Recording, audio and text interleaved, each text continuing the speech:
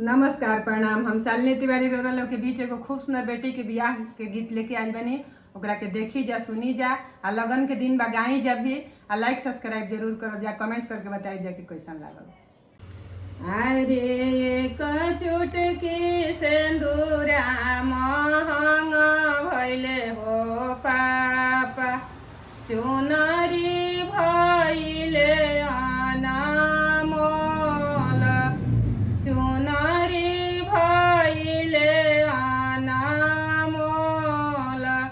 अरे कचुटकी सिंदूरा के कारण हो पापा, छूटले नैहर सब लोग, छूटले नैहर सब लोग।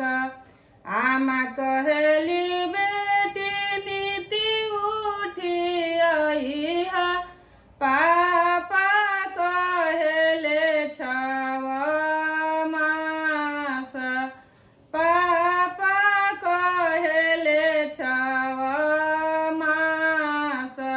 अरे भैया कहले बहिनी काज परोजन, भौजी कहली कौन काम, भौजी कहली कौन काम।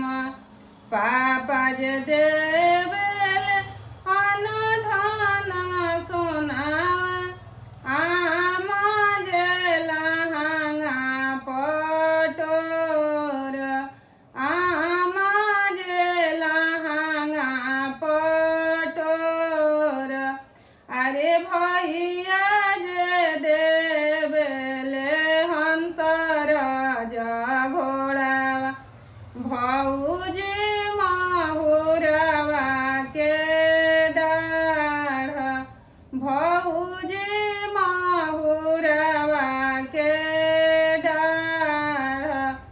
अरे पापा के सोनावा हो उठी पाठी जाई है, फाटी जाई है लहंगा पटोर, फाटी जाई है लहंगा पटोर। अरे घूरी फिरी आई है रे हंसराज घोड़ा, भौजी के अपजस होए, भौजी के अपजस